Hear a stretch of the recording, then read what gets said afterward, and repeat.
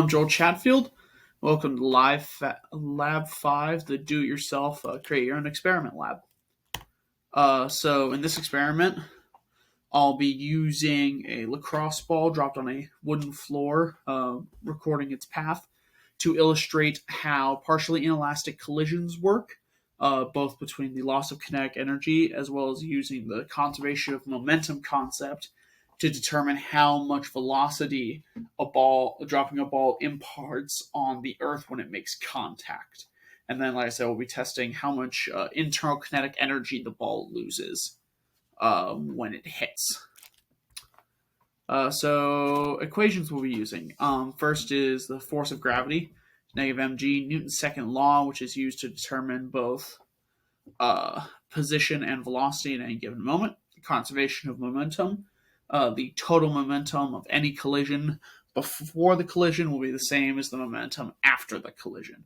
And then last but not least, the change in kinetic energy for an internal item, 1/2 m times the difference between the squares of the initial and final velocity, which in the case of a collision is the velocity right before for initial and right after for final, when you're talking about change in kinetic energy due to colliding.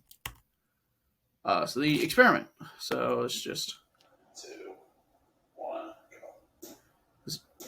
This is just me dropping the ball. You see it moves back and forth. We're not going to be checking any movement in the x direction because we're going to be looking purely at the force of gravity and how that affects it, which wouldn't pull it in one direction or the other on a flat surface. So data compared. Oop, nope. This is the tracker data. As you can see, it moves up and down. This right over here on the right is the data. It says X. That's because the video I had to flip the video manually. So this is really the Y data. But as you can see, because it's a partially inelastic collision, the peaks get smaller and smaller, and the intervals get closer and closer together as it loses energy and velocity with each collision. Now we'll go to the experiment. So this is the code right here. T runs for a certain amount of time. So this is the code.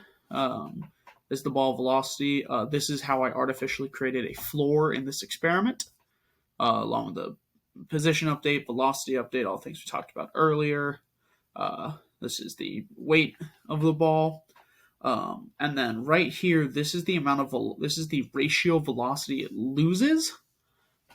So in this experiment, we got this experimentally to where it loses about 0.09% of its velocity when it makes contact with the ground. So if we run this program, you can see it's slowly getting smaller and smaller and smaller.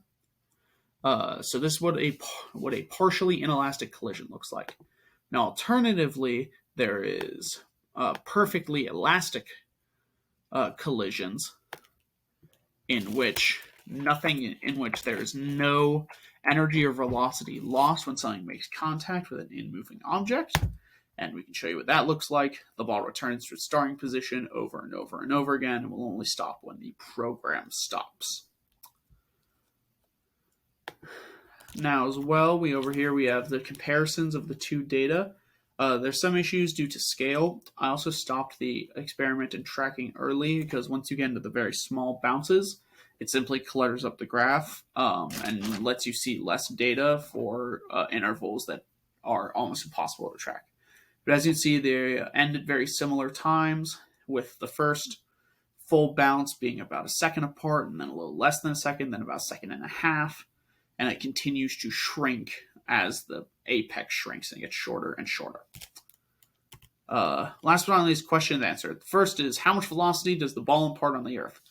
We use this by detailing the mass of the ball, mass of the ball times its velocity right as it makes contact with the ground, which was found experimentally, is equal to the mass of the ball times its velocity right after it makes contact, plus the mass of the Earth times some unknown velocity that we assume started at 0, because in this experiment we assume the Earth is not moving, so the ball imparts this very, very small velocity on it. And then last but not least was the ball's internal change in kinetic energy due to its first collision with the floor. That's what we're looking on for both these, the very first collision. To do that, we use that delta K equals 1/2 m times Vf squared minus Vi squared. We found that the ball loses about 0.307875 joules on its very first contact, where that energy is lost because it's not a perfectly elastic collision, and then that energy is transferred to the Earth via this velocity. Thank you very much. Thank you for watching my lab. Have a good day.